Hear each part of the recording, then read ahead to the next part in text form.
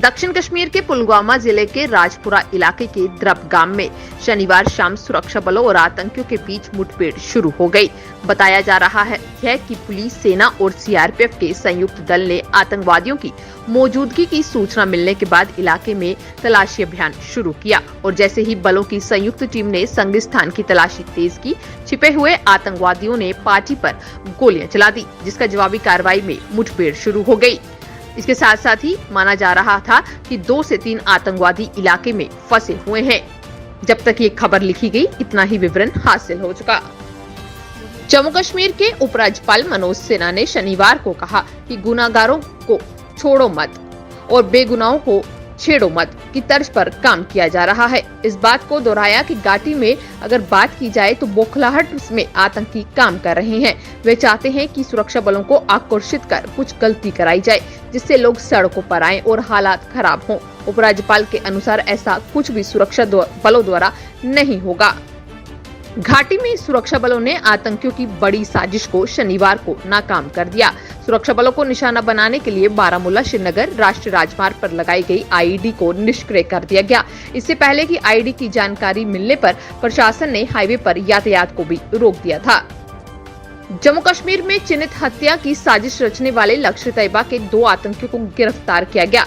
बता दें कि शनिवार को इसकी जानकारी एसएसपी बारामूला द्वारा एक प्रेस वार्ता के दौरान दी गई। उनके पास से बताया जा रहा है कि बड़ी संख्या में हथियार बरामद किए गए। आतंकियों से पुलिस अधिकारी पूछताछ कर रहे हैं। साथ ही साथ बताया गया कि पकड़े गए आतंकियों में एक लंबे समय से तलाश पर था। श्रीनगर के एसएमएच अस्पताल में शनिवार दोपहर को भीषण आग लग गई। इसके साथ साथ ही बताया गया कि मरीजों को बचा लिया गया और आग पर काफी प्रयास के बाद काबू पाया गया। फायर एंड इमरजेंसी सर्विसेज के अधिकारियों की तरफ से बताया गया कि आग एसएचएम अस्पताल के वार्ड नंबर 16 में लगी थी। जम्मू में कोरोना के मामले अब लगातार आ रहे हैं। गत शुक्रवार को भी 11 लोगों में संक्रमण की पुष्टि हुई। इसे देखकर अब स्वास्थ्य एवं चिकित्सा शिक्षा विभाग भी अलर्ट हो गया है। अस्पतालों में अब फिर से मास्क पहनकर आने की सलाह दी जा रही है। शनिवार को विजयपुर में मोटर व्हीकल डिपार्टमेंट सांबा द्वारा विजयपुर एम्स नाके पर एआरटीओ सांबा रेहाना तबस्सम द्वारा चेकिंग नाका लगाकर बिना हाई सिक्योरिटी वाली नंबर प्लेट चालकों की गाड़ियों के चालान किए गए। साथ ही साथ बता दें कि मोटर व्हीकल एक्ट की उल्लंघन करने वाले चालकों का चालान काटकर जुर्माना भी किया गया। शनिवार को श्रीनगर के मेयर ने शिल्प संग्रहालय, हस्तशिल्प और हथकरघा निदेशालय कश्मीर हाट का दौरा किया और उनके द्वारा कहा गया कि कारीगर समुदाय की मदद के लिए अब विभाग की कुछ योजनाएं और प्रयासों का उल्लेख करना जरूरी है, क्योंकि अब लगातार उन्हें मदद पहुंचाने का प्रयास किया जा रहा है। साथ ही साथ उन्होंने कहा कि श्रीनगर शहर को यूनेस्को क्रिएटिव सिटी सूची में शामिल करने के बारे में अगर देखा जाए तो इससे कश्मीर का शिल्प वैश्विक मंच पर आ गया है।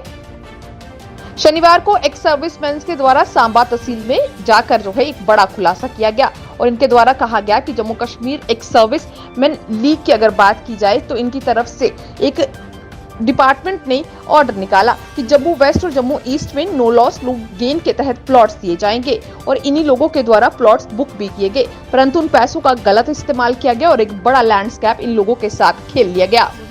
एलसीएमए ने गलताल मधुरी नाले में एक मेगा स्वच्छता अभियान शनिवार को आयोजित किया, जिसमें बता दें कि क्रिस्टियन पब्लिक स्कूल श्रीनगर के 90 छात्रों ने भाग लिया और साथ ही साथ नाले के हिस्सों की सफाई की। अभियान की परियोजना अधिकारी वाटरशेड प्रबंधन प्रभाग द्वारा हरी झंडी दिखाकर रवाना की गई और अभियान में अन्य अधिकारी भी मौजूद नजर आए।